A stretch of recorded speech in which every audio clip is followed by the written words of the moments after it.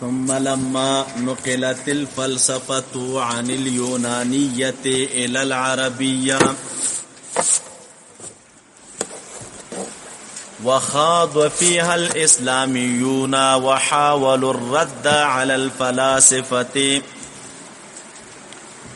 فيما خالفوا فيه الشريعة فخلطوا بالكلام كثيرا من الفلسفة ليتحققوا مقاصدها فيتمكنوا من إبطالها وهلم جرنا إلى أن أدرجوا فيه معظم التبعيات والإلهيات وخاضوا في الرياضيات حتى كاد لا يتميز عن الفلسفة لولا اشتماله على السمعيات وهذا هو كلام المتأخرين.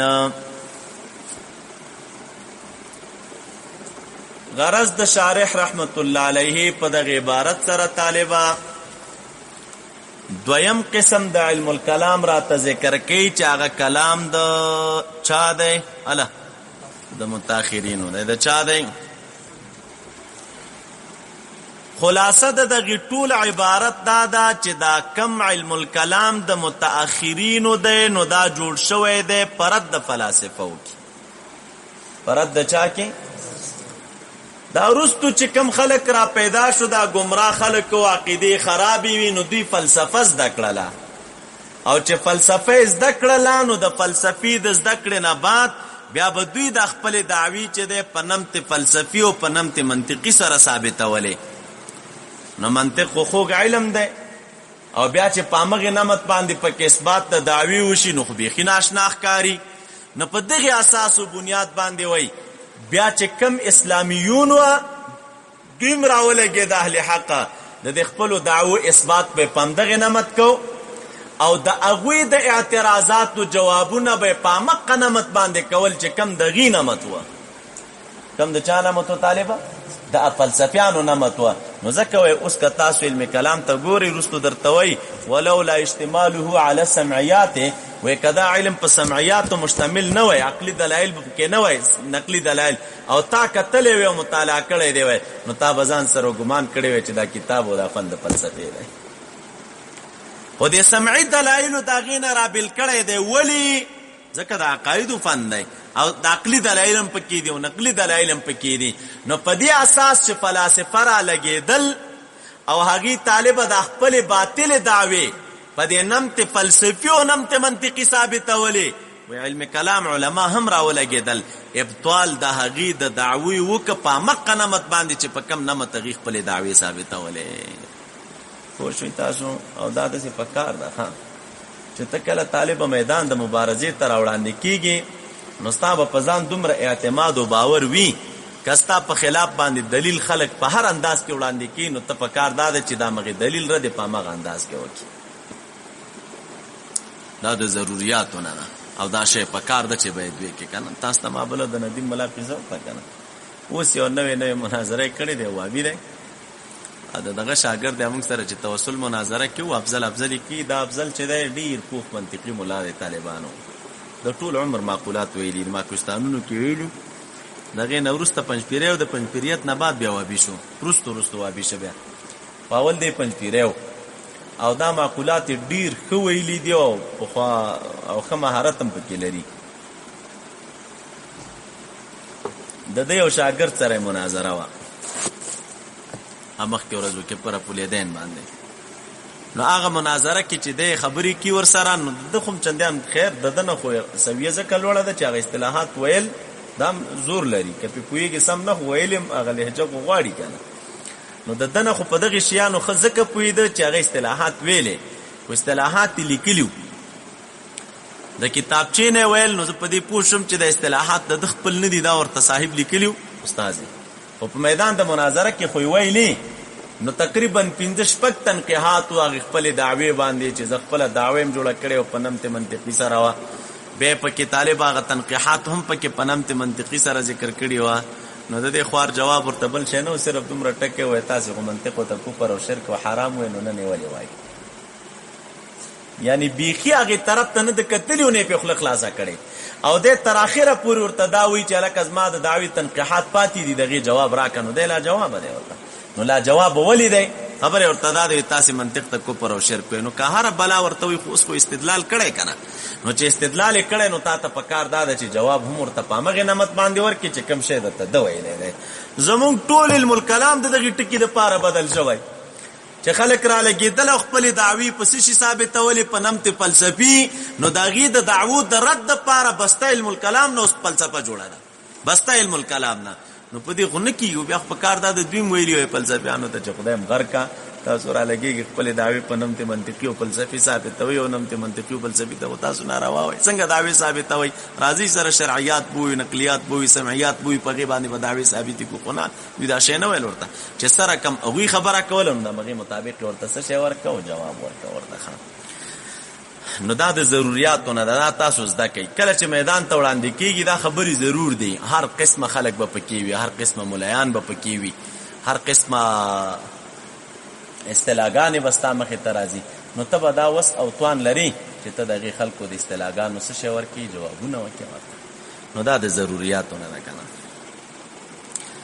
ا مسله د توسل کې طالبانو پغی کې خدای تعالی اس په مونږ پردا چولې ده خام مسله چون کې حق وا عقیده حق وا نو خدای تعالی پغی کې زمونږ مدد وکړو دا غټي غټي سټي چې الله تعالی را ته ذلیل کړی کني دا خلک په هغه وخت کې انداز مونږ د سوي خلک نو دا هغه څوک چې کلونه درسونه کړي او زمونږ غوندي په سلګونو شاګردان لرو دغه وخت سره دا هغه خلکو مخې ته مونږ ناستو مناظره او بحث ورسره دا بالفعل په هغه وخت کې شیخ الحدیثانو درسونه کول د معقولات او د افضل دومره په معقولات او پیدا دا دوی وړو کې مولا نو او بیل و چې هغه مسله حق وا او خدای تعالی په کې زمون کومک وکا نو کني هغه وخت کې زمونږ سویه او دغه خلکو سویه د دې سره ډېر فرق دا که په حساب مونږ د طالبانو او دوی چې د شیخ الحدیثانو کنه زوس کړه د ملګرو ته وای امکاش وخت وسوي مناظره مغوي او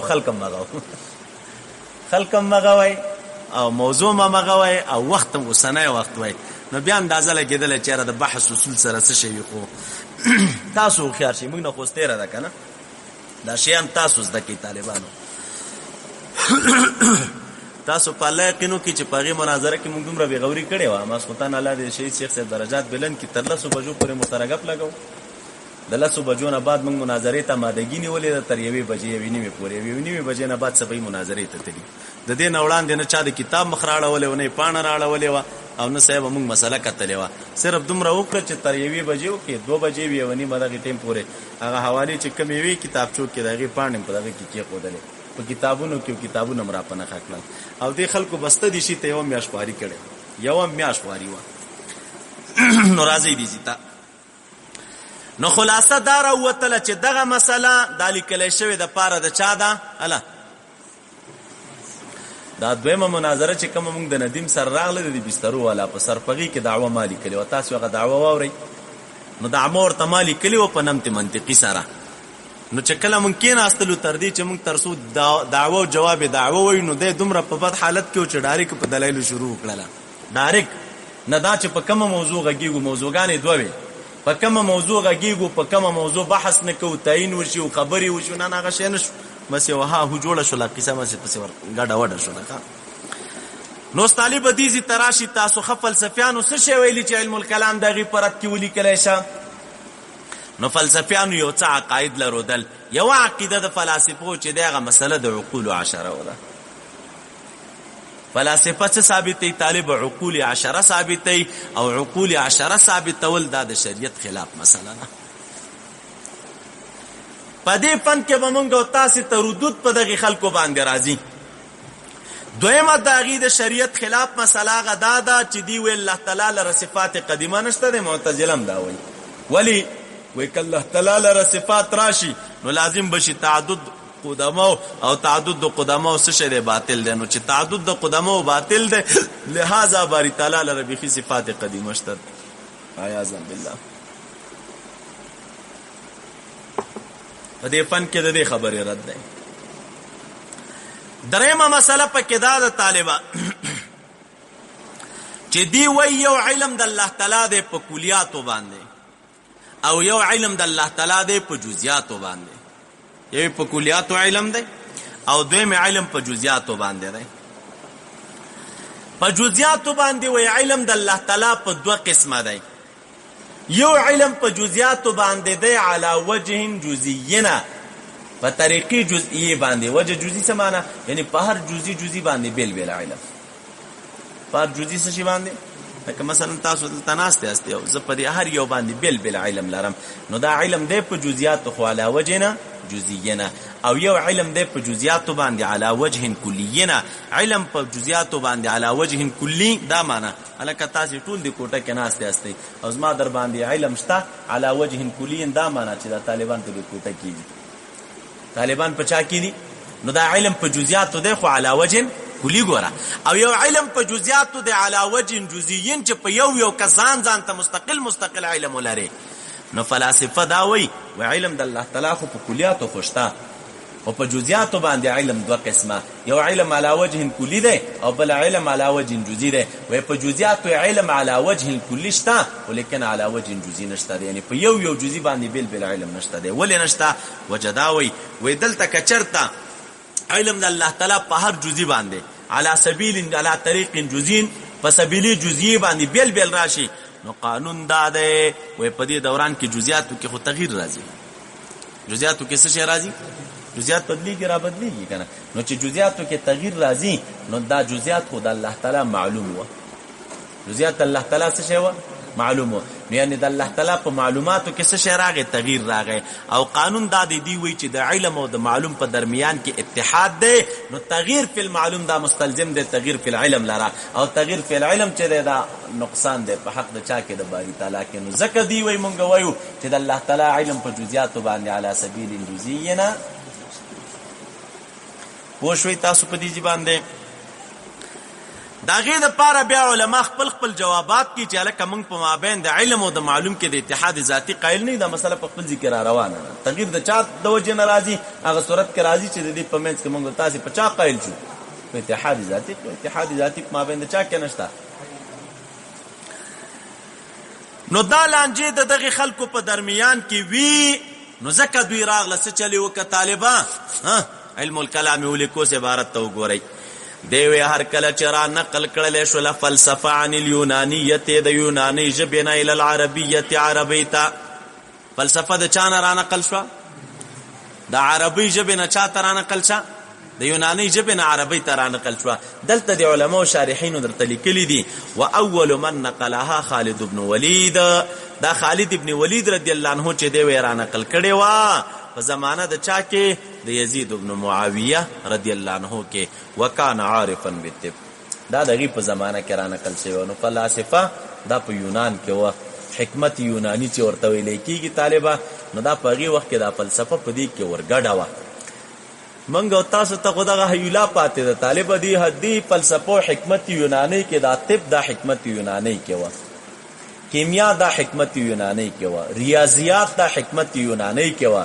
په خوا چې بچا فلسفه ویلا نو په فلسفه کې به دا ټول شیان راغونډو. چا چې به فلسفه ویلا هغه به حکیم وو، طبيب وو، فیلسوف وو، دغه رنګ طالب څه شی وو، ساينسدان وو. په دې ټول شیانو باندې په پویدو دغه به علم وو. دا فلسفه چې په هغه وخت کې را نقل شول دغه جبو ته ما چې کوم د فلسفه خاص موادو دا د غټایټو کفارو ځان سره وساتل دی، بیرون نشر نکړل. ګوره دا غوی نن درګرد لګیا دی استفادې کوي تیرا دا ټمونه چې جوړیږي نو دا پر ریاضیاتو جوړیږي، بل چې نه جوړیږي. دا علمي ریاضي دوی ویلې د کیمیا ویلې د په دغه اندازو باندې دوی لګیا دي، دا نوی ایجادونه کوي، دا دوی ځان ته ساتلي. موږ ته هم دغه حیولا او صورت جسمی پرې کې طالبہ کا الله دې د سنوبر بابا درجات علم کی طالبہ غیبه دا خبره کوله د دې خر زامنو موږ نه غخ شیان واخستل موږ تاسو شیان پرې دی وای پکې سپینګری شو وای. یقینا په دې کې خو څه ډیر څه ګټه نشته ده په دې فلسفه کې دی حیولا کې او صورت جسمی کې او فلان چې موږ تاسو وایو کنه دې کې څه ګټه ده په دې باندې تاسو قانې کې دا څه ګټه خو پکې نشته. آس د کولی په کار دي ځکه استلاګان موږ استاد مخې ته دي خو چې کم نور مقصدی شیان دي نو هغه رانغي اخستې دي. ها منګه سیغه بیرونی دیوالونو کې ګرځو نو کله چې دا نقل شو عن اليونانيه الى العربيه وخاض فيها الاسلاميون او اسلاميون په کرانه نواتل وحاولوا الرد على الفلاسفه دي په فلسفيانو ردونه شروع کړل. نو فيما خالفوا فيه باغي مسلو کې چې دی پاغي کې د شریعت مخالفت کړي و نو فخلطوا بالكلام كثيرا من الفلسفه ور دوی د علم الکلام سره ډېری خبرې د فلسفې خلق کړلې او دا ور سره راګډې کړلې د صد پاره ليتحققوا د پاره چې دوی ثابت کې مقاصد خپل نو فيتمكنوا من ابطالها دوی قدرت عمومي د ابطال د چانه د وینا او د ابطال د عقیدې د دوی نه فيتمكنوا من ابطالها په دې باندې ان شاء الله تاسو پوښولې طالبان مونږ په دغه اساس باندې فلسفه پکې راګډه شو وهلم مجرا خبر هم دغه سره روانه وهلم مجرن تاسو دغه کې ویلې ده په شرح میات عامل شریف کې چې هلم چې ده اسم فعل دی او معنی ده ایت نو معنی دا ده ایت یا مخاطبو اے مخاطب راشه فتجر هذا المبحث جرا کشک ته دغه مبحث لره په کشولو سره دا مبحث را کشک دا مبحث شي کا په دې باندې تاسو پوښول ان شاء الله که په نو شي ور باندې نو اتیا مخاطب فتجر هذا المبحث جرا نو دا خبر را روانه وا الى ان ادرجوا فيه تر دې پوری چې دوی درش کړ پدې کې معظم د تبعیات او درج کړ پکې معظم د الہیات او وخادوا في الرياضيات او دوی ورننه وتل پچا کې پر ریاضیاتو کې حتی لا تر دې قریب وا چې نشوي جدا کېدل د فلسفې نه لولا اجتماله ک چرته استعمال د دینه په چا باندې په سمعیاتو باندې سمعیاتونه مراد نقلی دلایل دي نه که نقلی دلایل پکې نه وای نو دا بچا د چانه نه وای جدا کړي د فلسفې نه وای جدا کړي ودلته د درې خبرې زمونږ استاد مخې ته دي تاسو دا و پیژنئ طالب ریاضیات راغلي الہیات راغلي او تبعیات راغلي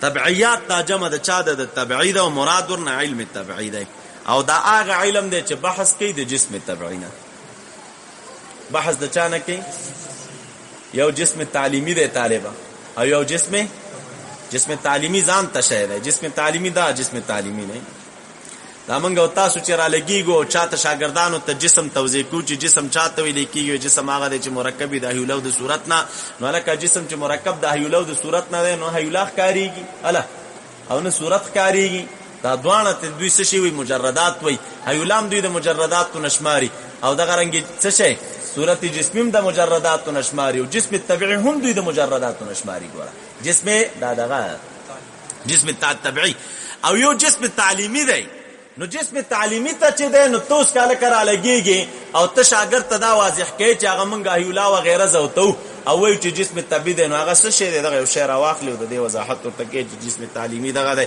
چې ماله طول و عرض و عمق دا غي شی ته ویل کیږي چې طول لري او عرض لري او عمق لري او تاسو ته ما ویلو چې دې ته جسم تعلیمی ولي ویل کیږي ځکه دا خلک استادان په تعلیم کې شاګردانو ته کوي استادان په تعلیم کې چاته کوي نو ځکه ورته څه ویل کیږي جسم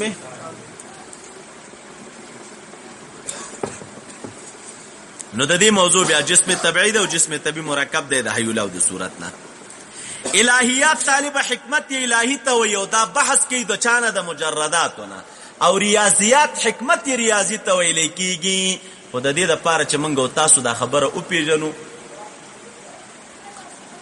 نو یو ځل د دې تعریف په کار دی ریاضیات او الہیات وغیرہ وغیرہ دا موږ او تاسو خپل پیژنو حکمت چاته ویل کیږي طالبان حکمت چاته وای نو دا ځان سره یاد کې حکمت هو علم باحوال اعیان الموجودات على ما هو عليه بقدر الطاقه البشريه حکمت دا یو علم دی چې بحث د چانه کوي د اعیان او د احوال د چانه د اعیان الموجودات نه اعیان الموجودات چاته ویل کیږي موجود خارجي چاته ویل کیږي نو لن تعبیر وکا حکمت هغه علم دی چې بحث کوي د موجودات خارجیونه او چې دا بحث د احوال د موجودات خارجیونه کوي نو احوال خود دوه قسمه دي کله احوال صادقه وي او کله احوال کاذبه وي لکه مثلا د موجودات خارجیو د قبیله نه د ازمکه ده د ازمکه یو موجود خارجي دی کنه نو د دې لپاره دوه حالتونه دي یو حالت صادقه ده او بل حالت کاذبه ده حالت صادقه څه شی ده چې د ازمکه لاندې ده د حالت صادقه ده د دې لپاره یو حالت کاذبه ده نو حالت کاذبه څه شی ده څوک راو لګيږي وي چې د ازمکه بره ده دغه رنګ طالب اسمان ده نو اسمان خو بره ده دوه حالت لري حالت صادقه او حالت کاذبه حالت صادقه څه شی ده اسمان او حالت کاذبه څه شی ده اسمان لاندې دی. ټیک شو. اوس علم الحکمت کم علم دی؟ وای دا علم دی په احوالو د چا باندې؟ د اعیان الموجودات. دا علم دی په احوالو د موجوداتو خارجیو باندې. په کم موجودات خارجیه؟ په کم حالت باندې؟ علی ما هي علیه، علی ما هي علیه، په هغه احوال علم دی چې دوی ور باندې په نفس الامر کې دي. یعنی علم الحکمت علم دی په احوال صادقه او د موجودات خارجیو باندې. په چا باندې؟ نو لکه څومره علم د موجودات خارجیه خو ډیر دی، وي به قدر طاقت البشریه. نو چې بشر څومره طاقت وي په موږ احوال باندې څه شي علم وي، دې تسوي لیکيږي علم الحکمت وی لیکي. په دې باندې تاسو پوښولې طالب احکام مو پیژندل، صادقه مو پیژندل، او څه شی مو پیژندل، او دا به قدر طاقت البشریه چې ویلون دیم درته ویل چې دا علم مراد د علم نه علم په اکثر احوالو دی، نه په چا باندې، نه په کل احوالو باندې علم. دا د بشر د چانه د وسنه بره مسله ده. نو علم په چا باندې لري؟ په اکثر احوالو باندې. په اکثر احوالو باندې به علم لري. کله چې مدا خبره ذهن کې ځان سره یاد کړه، نو دا حکمت بیا دوی تقسیموي چاته دو اقسام ته. یو ته حکمت عملی وی طالبہ، او دویم تسوی لیکيږي حکمت نظری. څه ورته وای؟ دا که تاسو څوک می بزیو هدایت الحکمت وای، نو طالبانو ما می بزی درس کړي ول ته طالبانو ته تقریبا یاره 15 پوری درسونه به یو د طولانی درسونه دي. تقریبا څه ډیر شیم پکې ویلې و. نو ګنټه خو بنی خیر خو 15 منټ هم دغه یو درس بوي. هغه تاسو ځان ته پیدا کړئ، هغه واورئ. دا تاسو ته ډېره زیاته فایده درکوي او مازغم خلاصیږي په کتاب باندې. هغه ځان ته پیدا کړئ، ضروري واورئ. که هدایت الحکمت وای نو هم یې وګورئ، ځان سره یې واورئ، او که میبزي وای نو هم ځان سره یې واورئ. هغه ځان سره اورئ، تاسو ته پیدا ډېره کېږي. طالبانو سره وا. نو حکمت دو قسمه ده، حکمت عملی او حکمت نظری. حکمت عملی چاته وي او حکمت نظری چاته وي طالبہ؟ دغه د پاره علما وجه ذکر کوي، وای دا موجود خارجي به خالی نه وي، یا به داسې فعل او عمل وي چې وجود د په اختیار د ممکن کې وي، یا به داسې فعل او عمل وي چې وجود د په اختیار د ممکن کې نه وي. نو که کوم علم د اول قسم نه بحث کوو، نو دې ته څه شی وي؟ حکمت عملی وي. حکمت عملی، حکمت په معنا د علم سره دی، یو شی دی سره حکمت عملی. او که کم علم قسم د چا بحث د چا نه کو، د قسم ثانی نه کو، نو هغې ته بیا څه ویلی کېږي؟ دا نظری نه، خو بیا به خالی نه وي. علما لیکي یا به د سره دا علم چې ستا په شي باندې راغلی، دا به د سره فعل او عمل وي نه، یا به د څه شی نه وي؟ د سره به فعل او عمل وي نه. لکه مثال بحث د فلکیاتو شه، فلکیات دی په دې کې بحث کېږي د علم کې، خو لیکن څه فعل او عمل نه دی که نه. او یا به طالب فعل او عمل وي، خو وجود به په اختیار او په قدرت د ممکن کې نه وي. نو چې داسې فعل او عمل وو چې د هغې وجود په قدرت او په اختیار د ممکن کې نه، نو هغې ته بیا حکمت نظري ویلی کېږي. او نظري ورته ولې وایي، نو دا تفصیل هلته تاسو ته ما کړی، دا د دې خبره نه ده، خو صرف د دې دپاره دا وضاحت درته کوم چې په دې طبعیاتو ریاضیاتو باندې تاسو پوه شئ. حکمت نظري دغې شي ته وایي. راشئ، دغه حکمت عملی طالبانو په خپل کور کې دا بیا په 3 قسمه باندې دی. یو ته تهذیب الاخلاق وای، بل ته سیاست مدني وای، او بل ته تدبیر منزل وای. دا 3 اقسام دي. وای ځکه دا فعل او عمل به خالی نه وي، یا به مقصود په دې کې اصلاح د شخص واحد وي، یا به مقصود بانفراده، یا به اصلاح د یو جماعت وي، خو چې دا جماعت سره مشارک وي په المنزل، په کور کې سره شریک وي، یا به مقصود په دې سره اصلاح د چاوي د جماعت وي، د ټول خار او د ټول کلی، چې دا د یو بل سره په دې کلی او مدینه کې موجود وي. که چېرته اول طالبه، نو دې ته تهذیب الاخلاق ویلی کېږي. ځکه تهذیب الاخلاق چاته ویلی کېږي؟ الا تحلی بالفضائل او اجتناب عن الفضائل، دې ته چې دی تهذیب الاخلاق وایي. او که چېرته څه شی ثانی و دویمو، نو هغې ته بیا تدبیر منزل وي. لکه د پلار او بچي په خپل منځ کې سره وي، د هغې اصلاحات پلار کوي که نه. او که چېرته درېمو چې مقصود په دې کې اصلاح د هغې جماعت وي سره شریک وي په بلد او په ښار کې، نو دې ته بیا سیاست مدني ویلی کېږي. دا ځان ته مبحث دی. تهذیب الاخلاق ځان ته مبحث دی، تصوف وغیره د دغې شقوقو نه بحث کوي. تدبیر منزل ځان ته بحث دی، د خپل کور چارې سمبالول او د کلی او د وطن چارې سمبالول، دا ځان ته مبحث دی. دا جدا مبحثونه دي. دا 3 واړه اقسام د چا دي؟ د حکمت عملی دي.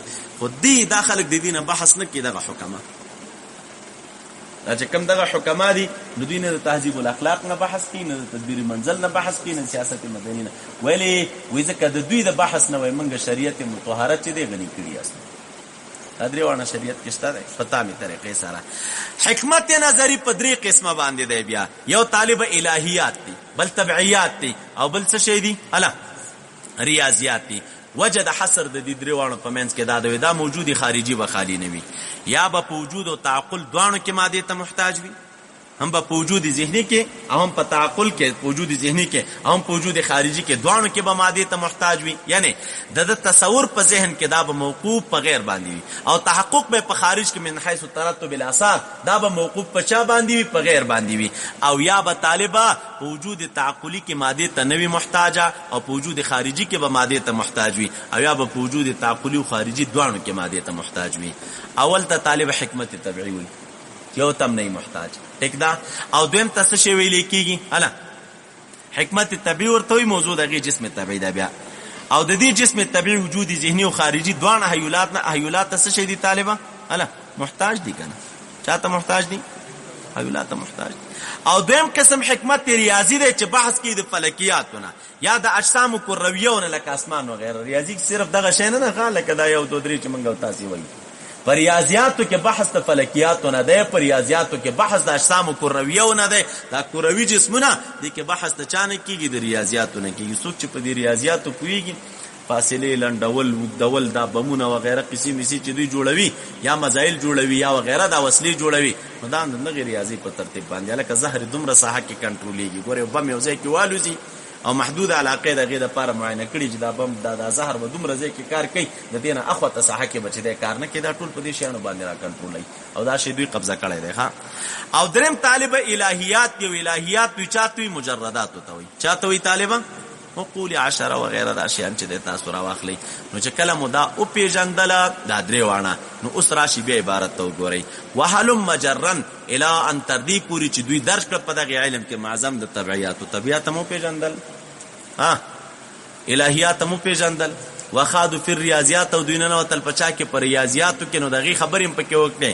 نو دا کلام د چا دی؟ وهذا هو کلام المتأخرین. او دا کلام د چا دی طالبه؟ د متأخرین علماء کلام دا دی. خدای درته وایي وبالجمله. دا شی وګورئ.